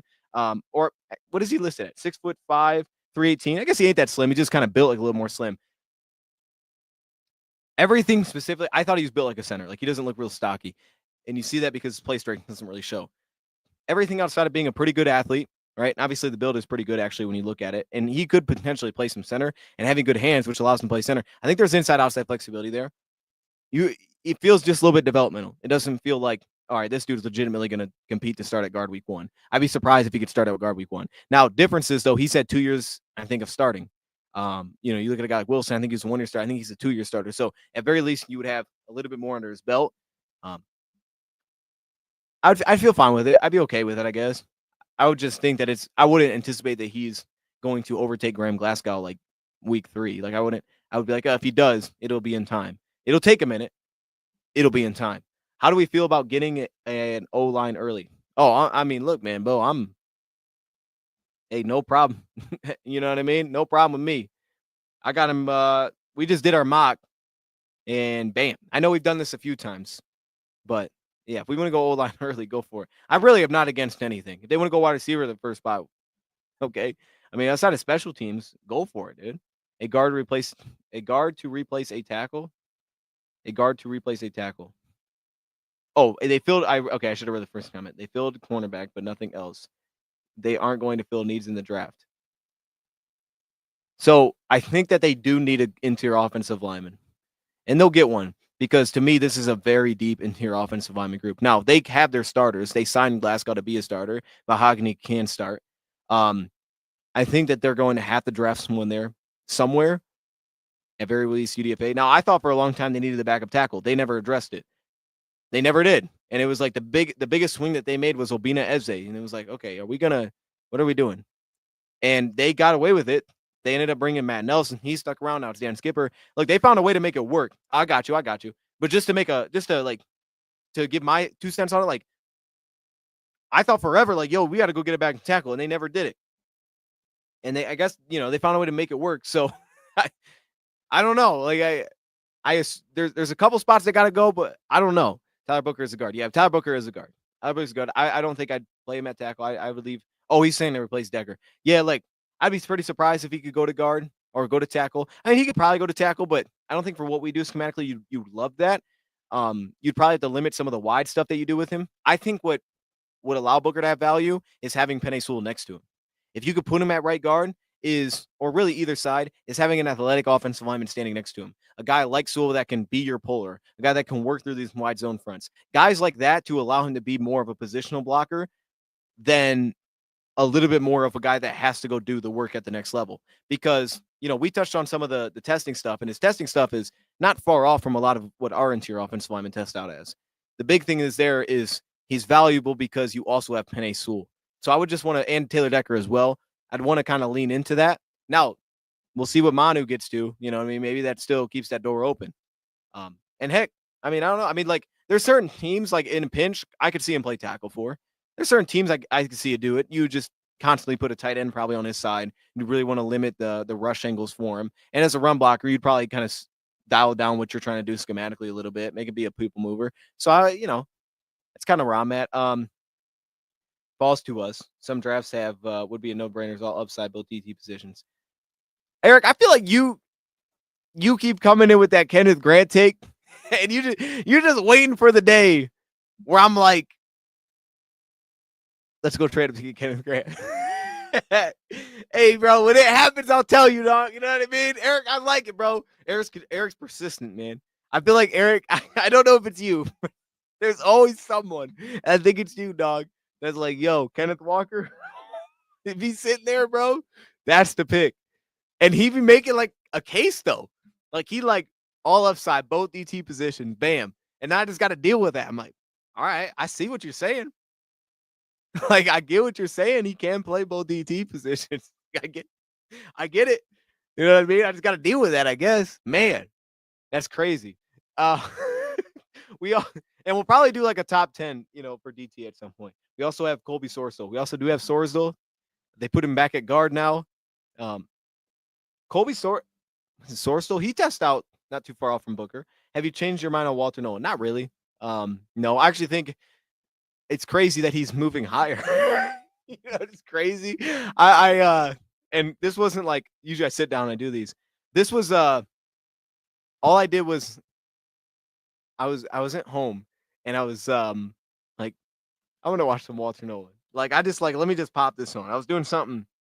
I wasn't home, so I was on my phone. But I'm gonna pop home some Walter Nolan because I was hoping like I'd see a little bit, see a flash, get pumped up, and be like, "Yo, let me go really dial into this again." And it just didn't happen. Like I watched for a few minutes, I was like, "Huh, this didn't move the needle for me at all." So still gonna be a pretty heavy revisit when it happens, but that'll come through the DT rankings. Kenneth Tyleek could be a DJ Reader replacement. I could see Tyleek doing it. And I do think his best spot could be at nose tackle. Now, he needs to play faster to play nose. He needs to play faster to play nose to me. But he could do it. He just has to play faster. You know what I mean? And I think his pass rush upside could be maximized there. All right. What position is most likely lines? Oh, I missed this. Real Fred, you playing some hockey? Okay. Or that's probably not you. Or maybe that is you. What car is that? What position lines most likely double up on? They doubled up on CB. I would say they're most likely to double up on. If I just said D line, that's cheating, but definitely D line, or safety. Now, if I kept it broad, D line and defensive back. I think those two. But I also could see a world where I think they have to bring in one defensive back at least, one safety. But I'm trying to think. I think that's the only one that feels pretty clear cut is defensive line. I could just say edge. I could see them doubling up on edge, kind of like we did today. But like, just if you just say D line, I'm actually pretty confident they're going to get 2D linemen. Like, depending on what style it is, that's going to be different. But I'm pretty confident they're going to bring in 2 defensive linemen. Somewhere they'll bring them in. I don't know what other position I can make a case for. I don't think they'll bring in 2 interior offensive linemen. I don't think they'll bring in like 2 receivers or 2 tight ends, 2 running backs, quarterbacks. Like, none of those really make sense. Linebackers, unless you want to consider like one an off ball, one an edge, that's possible. Safety, I'd be a little surprised they threw 2 picks at a safety, but I guess if it was like corner slash safety, maybe. I don't know, dog. Like, I don't know, bro. It feels pretty straightforward, dog. Like, I don't think there's a good argument anywhere else. Any odds we trade a player during the draft? I think it's doubtful. I think it's doubtful. I think it's rare when that stuff happens. Um, Probably something that's not strong in the draft. Like, think of a position that's not strong in this year's draft. Maybe that guy, quarterback. I kind of set myself up for that one. I shouldn't have said that. But that's what I would think of. Like, if it's not strong in this year's draft, like, all right, maybe they would move off of that piece because somebody wants that piece. I guess in that case it would be quarterback. I don't want to do that though. Not Johnny Walker. No, it wouldn't be Johnny Walker. It would. We don't have Johnny Walker right now. Hey, that's why the edge rusher video ain't out. Is because of Johnny Walker. I gotta watch more Johnny Walker. See, this is the problem, Matthew. Matthew, you're actually the reason that this long form content hasn't dropped yet. I'm just letting you know. You're holding us back right now. Johnny Walker's holding us back from that. That video will be out. Nope. Now we gotta wait. It's crazy. But we'll be in there. Reader is sold, and I think it is the last year of his contract. It is the last year. I'm definitely glad we got Roy Lopez. Roy Lopez in the building. Got a little bit of Broderick Martin too. Yes, sir. He's gonna be all right. Any odds you trade? Yeah, I already read that. Okay, I think we're good on a lot of stuff here. We're good. Make sure I didn't miss nothing. Major. We're good. I missed a lot of the beginning because I was looking at the other chat. Swear if we take Landon Jackson first round, I'm gonna be sick. I don't think they'll do that. A lot of people think he's gonna go high round 2. I would probably be a little surprised, but I don't think we'll do that. But I mean, he's not far off from a lot of the other top edges to me, even though I'm a little bit lower. Like, the grades aren't that far apart. Like, if you like Roy Lopez, the gap between for me, not Roy Lopez, the gap for me between Landon Jackson and JT Tuimoloau is like nothing. So if you thought there was a case where JT could go 28, like why can't he? You know what I mean? And if some people think Jack Sawyer is worse than JT, then that puts it all together. Roy Lopez is on a 1-year deal, but I think Roy will stick around long term. My early prediction is he's going to stick around long term as a mid-level contract, be a consistent backup nose tackle, not the starter. I think he'll be a consistent backup nose for us. And I think what will happen is hopefully Broderick Martin can become the future. If he can't, obviously we'll have to add someone there. But I think he'll be the consistent backup nose. He'll be like our new Chris Smith that maybe takes a little more snaps, a little more flexibility. That's my guess. You think Reader has more in him? Hey, we're going to need to see it. Now, he did do some good things late in the year. We need him to pop this year, especially early. I'm trading Hooker and signing, and hopefully coming off the injury he is, trading Hooker and signing Carson Wentz. This guy. Doing beans and hot dogs in my semi-truck now. Let's eat. Might get a load to the draft, and I'm hoping. Oh, snap. Okay. You bringing food to the draft? JT reminds you of Thule? It's interesting. It's interesting. Thule was a dog. I'm still surprised Thule won his fight. Didn't Thule go round 3? Kind of wild. He played well enough considering we were asked to do a lot more than we wanted. Yeah, man. He can cook though. He can cook. If we move back, Landon becomes an interesting get. Depends on what we want a big edge. That's it, man. Yeah. Yeah, whatever fits him. I mean, I wouldn't probably pick him, but I'm confident one of the top 7 edges will make it to 28. Well, top 7. Let's see. Everybody's top 7 is going to be different. Carson Wentz is going to be a car salesman now. Okay, that's good. Hey, look, man. Everybody needs a car. You know what I mean? Or most people do. So that's good. Maybe he'll get you a little hookup too. You get a picture with him. I want Josiah Stewart. Hey, well, that's who we took, Josh. Before we get out of here, that is who we took in today's heavy edge mock. I'll pop it on the screen if you're just joining. Oh shoot, where'd the picture go? Bam. Hey, yeah, Johnny Walker will be in there. You know what I mean? He'll be in there. It'll be good. It'll be good. I got like 3 more players I want to kind of finish up my notes on, and then that thing will be done. That thing will be done. I'll put the list together, and we'll do the long form content. I don't know how much editing it's actually gonna have because I want to make like a podcast type. Have I done a video? I haven't done a video. I have my stuff done on him. I just haven't done a video on him. By the way, sneak peek on that. I don't want to give you a sneak peek, but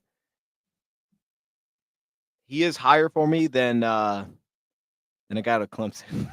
I didn't think he would be. I'm just throwing it out there. I didn't think he would be, but he is. Like you know what I mean? I'm sorry, Charles. I thought Barrett Carter would get the nod. He didn't. I ended up giving it to Chris Paul. Like I got Chris Paul higher. I didn't think I'd get there. I kind of like the dude.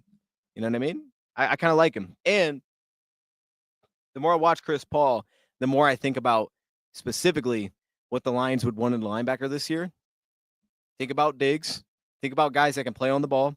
Think about these long, big framed run defenders that when you hit them, it's like running into a board, but that also you're comfortable with running in man coverage. That's the big thing here.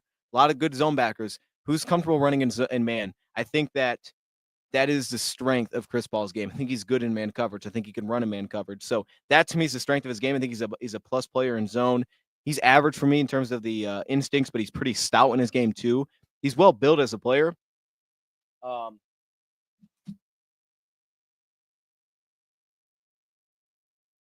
Yeah, I even wrote on one of my notes here. I thought he may be better on the ball. He's a downhill player. That he has a pursuit skill set. Like for me, bro, with Chris Paul, like that's another one. And it just I forgot I had the note, so I'm glad I wrote that.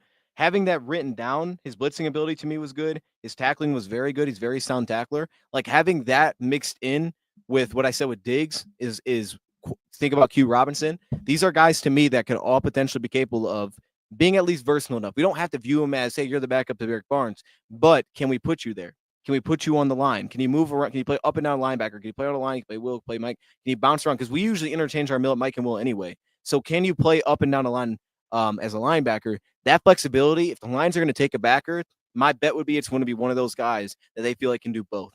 Because that's what a lot of the signs seemingly have been pointing to is them bringing in guys that feel like they can do both. Not necessarily Josiah Stewart, but a player that they truly feel like can do both. And to me, Chris Paul does fall into that. You could view him on the ball being a little bit better. Pistons in 5. I don't watch the Pistons, to be honest, but they got the Knicks. I think that's going to be a tough series. I don't know when Jalen Brunson's playing. Definitely rooting for them. I'm not a Knicks guy, so I'd like to see them handle business. Handle business. I mean, look, in the East, bro, you can run to the conference finals. I think Barrett Carter is just freaky athlete. I like him for Tampa Bay or Washington. What about Houston? I like Caleb Long, offensive tackle late.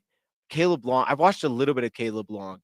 I watched a little bit of. I didn't do one of my things on him. Where was he from? Is it Iowa State? That's not right. That's not right. Where's he from? It wasn't Iowa State, was it? I thought it was like a red school.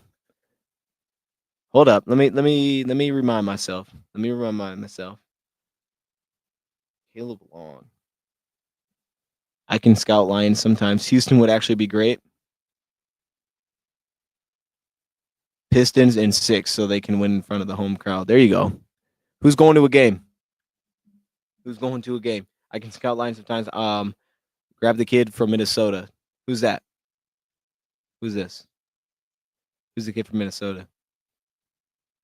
Texas Tech. Wait, did I do a thing on Caleb Long? Hold up.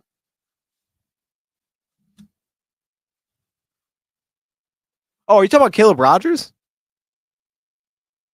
Or do they have a guy named Caleb Long on there too? If you're talking about Caleb Rogers, I had a thing on Caleb Rogers. You might be talking about Caleb Long. I just don't know. Like, why is that name so familiar? Oh, Ursary? Okay. You're going off in some line. I think you're talking about Caleb Rogers.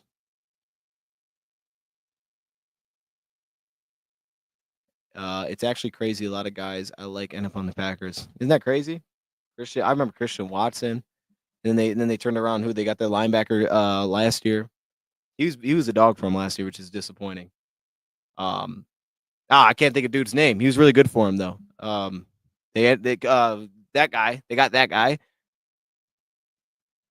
Bro, They always get the big DNs.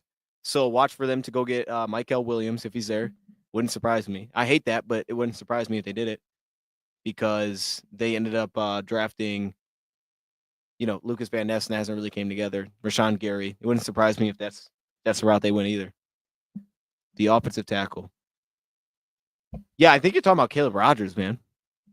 Yeah, Cooper, yes. I kept thinking DeJean. That's why I kept thinking that. Like, yo, that was not it. Yeah, okay. I think you're talking about Caleb Rogers. He was in our list. He was in our list. I don't know if he was in our he wasn't in our top 10, but I think he was on the show that we did before the list. Is Shiloh Sanders any good? Honestly, I thought Shiloh Sanders was fine in the back end. Like, he's pretty messy in the back end, but I thought like he was a little bit of a playmaker back there from what I had seen. And a lot of that was coming into the year. I thought he was a little bit of a playmaker coming into the year. There's a lot of inconsistencies there. But like a team taking a flyer on Shiloh I wouldn't be surprised, especially as UDFA. I like Jalen Reed. I don't know why they don't put Jalen Reed on here. Jalen Reed is one of the top safeties in this draft. And they finally started giving love to Kevin Winston on PFF, which is great. They've been sleeping on it, dog. Like, I don't know. I don't know why they started doing that, but yeah, Jalen Reed needs to be up there. It's Green Bay drafts edge. Rashawn Gary could be a cap casualty. They might, and they need it. I mean, they couldn't get any pressure last year. You know what I mean? Yeah. Hey, check out the if you haven't seen the interior offensive line video, he was in there. I considered him an interior offensive lineman. But if you actually want to hear me talk about him more, we did a show right before that, and I think it was like offensive line targets. In that show, we talked about him specifically. I remember having him in the list. I like Van Ness too. Hey, they can trade us Van Ness if they want to. You know what I mean? If they want to just slide him over here.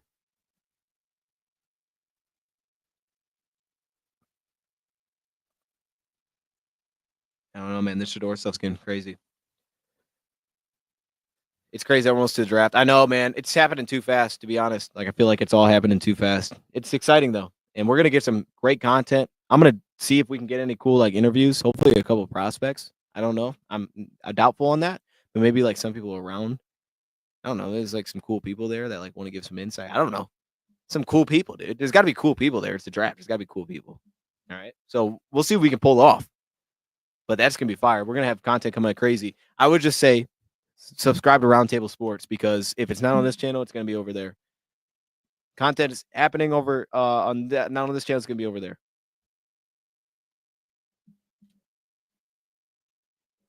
That would make sense. Get a cap casualty in here. That would make a lot of sense. Get someone like a minimum deal. Man, you missed the whole show, dog. We about to wrap this thing up. But edge rusher rankings coming soon, either tonight or tomorrow. I got Sanders going to the Steelers. Shiloh or Shedeur? Man, why am I? Yeah, you think Shedeur goes to Steelers? That's what it sounded like. Now, I don't think the Saints are going to take him. I don't think unless they put that thing out there just to kind of like let everybody know, like, yo, we're getting a quarterback. I don't think they're going to take him though. Like if they just found out like he might miss the year, I don't think I would then be like, all right, let's go get a quarterback. Like, yeah, bro, if you were going to take the quarterback, you take the quarterback. Like, don't force the pick just because he's got an injury. Like if you're going to do it, do it. But if you weren't going to do it, you weren't convicted on do it, don't do it now. That's how I would look at it. But maybe they put that out there because they're like preparing people like, yo, we're about to draft a quarterback. Let's trade preparing the fans. Pick one. Let's trade pick one for TJ Watt and win the Super Bowl finally. Shiloh Sanders, UDFA. He probably in there. TJ Sanders or Darius. For me, I like TJ Sanders more. Darius is flowing up though. Good for Darius, man. He's going pretty high. Now I do wonder about Darius. I had a dream of this. Lions took Darius Alexander at 28. I think he's a wild card, man. I think he's a wild card. I don't think he'll get there because of his age. But to me, he's a wild card once you get to round 2. I think he at best goes round 2. But his age will probably be an issue. I wonder how that's going to affect him, Demetrius Knight. Like, what's it going to do to those guys? But he's a flexible player, man. He cooked in the Senior Bowl. If you're looking for a dude that just went to work in the All-Star games, oh my goodness. That dude went crazy.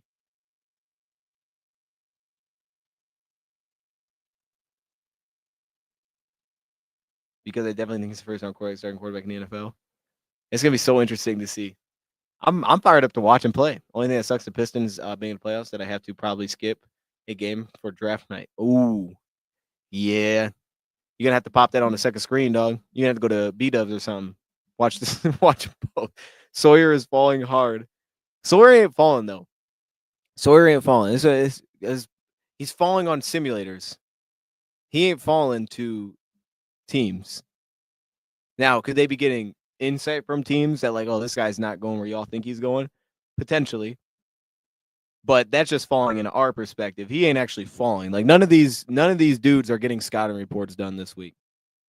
You know what I mean? Actually, next week, from what I've always taught, was next week is actually a week off for these guys. Or excuse me, this week would be the week before the draft. Usually it's off. At least the guys that worked in departments that I know of, they would just get the week off before the draft. So they weren't even in the building anymore. They had their stuff finalized and they were out. You know what I mean? So like now they're not doing anything. So he's definitely on in simulators, but in real life, it's either that's how people view him, right? Like they may view him like that, or the simulators are wrong, and it's like, hey, maybe he's, it just is. They already had those kind of dialed in where people view him. They're just the outside looking in, taking swings, falling on the Sims, bro. What is really said him falling the third round? Crazy, and he might, bro. Like he might. I don't know. Cade Cunningham is a stud. There you go. What up, Dose? What up, Michael? If you don't think they trade Watt, that would be wild. That would be wild if they trade Watt. But I did see I don't know. It'd be crazy. It would be unfortunate to trade Watt. It'd be unfortunate to trade Watt after. I don't know. I don't know what they're doing. I honestly don't know. I have no idea. My bold prediction coming into the draft like a month ago was that they would trade George Pickens to go get Shedeur Sanders. And now they might get him at 21. I don't know what they're doing. I don't know. Loveland's falling in Detroit's lap. It would be hard not to take Loveland if he was sitting at 28. I'm going to be honest. Loveland's that good. It'd be hard not to just sit there and take him. Bickerstaff is a fraud. Didn't he just get fired? Or no, that's the Pistons coach. I'm sorry. I'm thinking of the Suns coach. I really feel a trade back, bro. Bro, I'm with it, man. If they want to trade back, look, it makes a ton of sense this year. But the players got to make sense. Because, like, it's kind of the same as, like, what I was saying earlier, like, about trading up. Like, I wouldn't just trade up unless I knew the player was there. Same thing for me moving back. Like, I'm not moving back if that dude's there. Like, if if one of these dudes are there, man, I'm just not moving. I'm still taking my guy. Like, I would love to add the picks. It'd be a great year to do it. Get a little ammunition in the back in the second round. If I have to, I'll give up next year's third. You know what I mean? Like, I'll be aggressive to do that if I have to. But you know how they do. They'll always do that. It's hard to pigeonhole the Lions into doing something like that because if the guy's there they like, they take him. You know, at least that's what it seems like. So it's hard to kind of guess that stuff because this would make a ton of sense to trade down, like just based on the capital. It's like, yeah, move down. But I don't know if they will. And I also don't think we're going to see a lot of trading because I think it's going to be difficult for teams to value where to trade, which is going to make it hard. Now, maybe by the time we get to lines that changes because back end quarterbacks are coming in, that's why it makes sense. But it's going to be harder teams to value, hey, who are they going to take here at 13? Like, I don't know. And then you're at 17. It's like, well, do we move up to get ahead of 14? It's like, yeah, we don't really know. Like, so I think it's going to be difficult for teams to make those trades, bro. They have to, because I don't think they'll be able to separate guys really well. And they're going to be tight. They may have, yeah, we're cool. Keep an eye on Ty Robinson. He is a Braden Fisk type player. Man. I wasn't a huge Braden Fisk guy. Wasn't a huge Braden Fisk guy either. He did pretty well last year. No. I think he did okay. Was last year 2 for him? Or was that year 1? I feel like that was year 2. Oh, last year was year 1. Well, he graded out like trash, but that doesn't mean he was trash. He got after the quarterback. I mean, that was his thing, though, right? That was pretty straightforward with what he did well. It was like he's undersized as heck. I wasn't big on Braden Fisk coming out. So that's not that doesn't get me hype, but I hear what you're saying because Braden Fisk was a ton of fun to watch. I traded back, got Lassiter on my mocks. Last year, I thought Lassiter was way underrated. Oh, Kamari. Oh, yeah. He did really well. That whole defense is insane. They cooked on that defense, man. I still think it's so slick going back to them I've watching recent mock drafts, going back to them drafting Derek Stingley at 3. Like even that whole process, man. Like there was even the mock drafts weren't even thinking that. And they stood there, man. They took him above Sauce, and people were like, "Yo, what the heck were they doing?" And then you just wait a little bit. This dude's awesome. It's like, oh shoot, that worked out really well.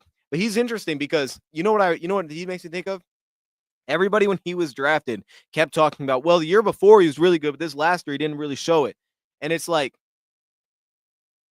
I buy into that to some extent because production, or if it's an injury, if he's playing a different position. But there's also times where it's like, yo, he doesn't have to have the production to see that this dude's a dog and he's going to be a problem. Like Kevin Winston this year out of Penn State kind of seemingly gets a similar label where it's like, well, Kevin Winston didn't really play this last year. He's coming off the ACL. It's like, yeah, that's significant. That's a real thing.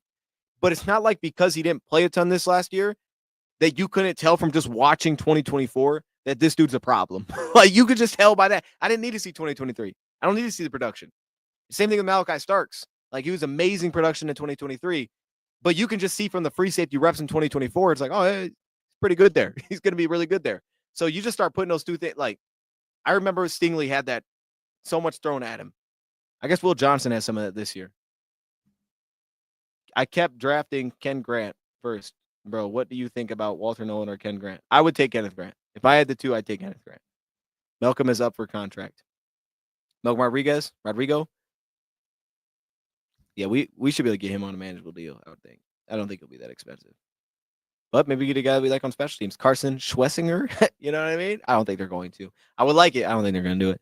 Texans are fun, dude.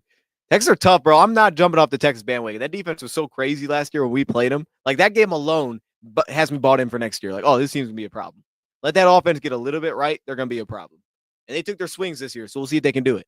But that defense was so crazy last year, so fast last year. Will Malcolm start this year? No, I don't think Malcolm's going to start this year. Malcolm's chance to start will be without Alex, because he actually did well last year. He did well in those spots without Alex. That'll be the way that he starts is to replace Alex Anzalone. But even then, like Lions could still look at trying to replace that, even though it's not going to be easy. It's hard to find guys that bring that skill set. Really hard to find that in this draft. I don't think there's many guys, if any. I like Diggs, Ty Williams, and Savion Jones. Well, you're going to love this edge rusher ranking. You're going to love it. I think Campbell can move and Carson Sweat can be here. I love Carson. I wonder a little bit about the man. He's such a heavy zone coverage backer. He's so fluid in coverage. His shed's a little bit hit and miss, but he's instinctually sound. He's so slithery, working downhill. He can kind of blitz. He's not great at his contact balance, a little bit of a problem. But I love watching him, man. I love Carson Schwessinger. One of my favorites. I would honestly back him going first round. If Carson went first round, I'd be like, I'm on board with that. Whoever that takes him. Like, that's fair. I don't think it'll happen, but I'd back that. Deontay Thornton. Texans defense is good. Next offense line was Greek tragedy. Like, that's bad. No, that's not good. Yeah. Okay. All right. Well, the surge. I see you. Hi. What is this? What is this picture of? The surge. What are we looking at here? What is this? How you doing, the surge? Hey, edge rusher rankings coming. You don't have to be a Lions fan to watch that video. All right, they're just edge rusher rankings. So if your team might want an edge, that video might be for you. You know what I'm saying? They're coming soon. All right, it's gonna be long form too. It's gonna be great. Oh, the WNBA draft is tonight. Y'all need to tune in. I wouldn't be surprised if Brad Holmes took Jahad Campbell at 28. Yeah, if he got there, I wouldn't be surprised either.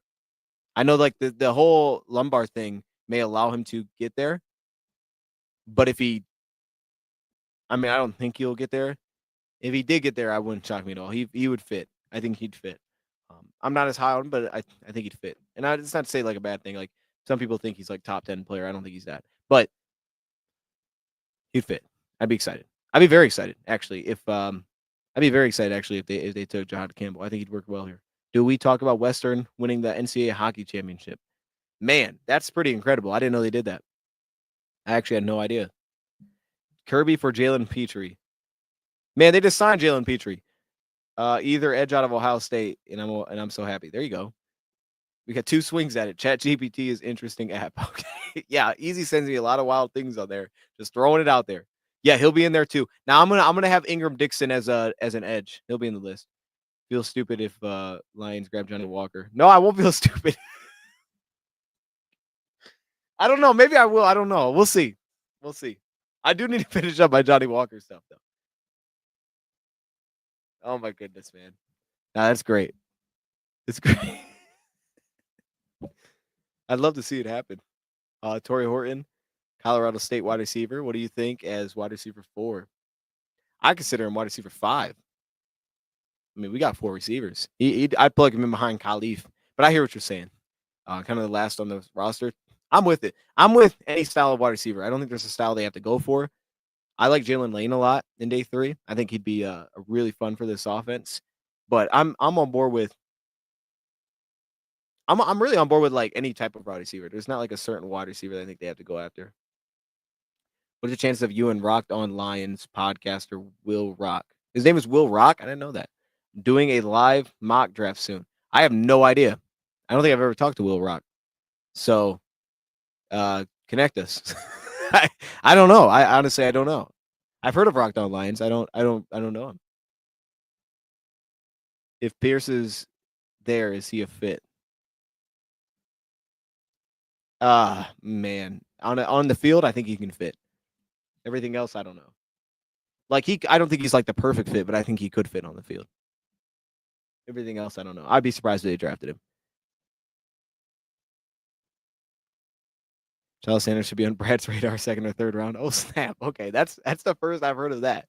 I think I missed the poo tape again. No, all right. Look, I got to get out of here.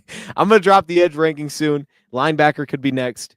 That way I can get the Chris Paul thing done, and it'll be the top 10. It'll be the top 10. He'll be in the top 10. I did talk about Chris Paul a little bit though. You didn't miss that, DT fame man. You didn't miss that. I did talk about Chris Paul a little bit, and saying that he actually makes sense for the Lions. If they go after a linebacker, it'll probably be someone like that who's comfortable playing on the ball, who I think could be more comfortable playing on the ball because of his stoutness and his ability to tackle and his man coverage ability. We would love Jameson and Johnny Walker then. Okay. All right. Higgins, Thornton, Armstrong, Tesla, any big X wide receiver. Now Tesla like lived in the slot, so I don't know if they would consider him that. Like some of those guys, like you just have to feel comfortable with them getting off the ball. You know what I mean? And then it's like, all right, were you looking for vertical speed? Where does that come in with Higgins? Higgins will get off the ball though. That's the positive there. Thornton, yeah, maybe not. He definitely can get vertical though. Definitely has the ability to do it though. And then Armstrong. I haven't watched much of Armstrong. I've heard good things about him though. At least they got cooked. Hey, by the way, shout out. PFF moved up Isaac Tesla. They keep moving him up, dog. My pick is looking less and less crazy. You can't get Red to come back. Have Easy and the Wilmore boys mock here to mock. Oh, we're gonna do more mocks. We're gonna get some more mocks done for sure. And then we got to get some live mocks in. Thursday, 4 p.m. Eastern time, live on Bleacher Report, 4 to 7, live creator mock draft. Every team is picked by a creator. Tune into that.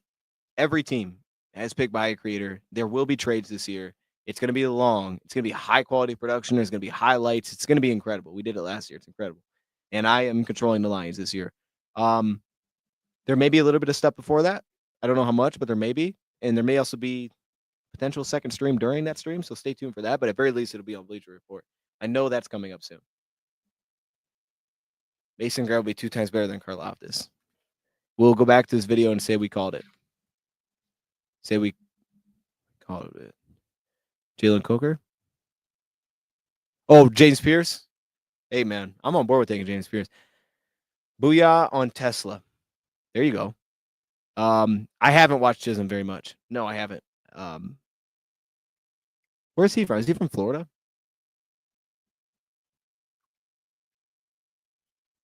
Where's he from?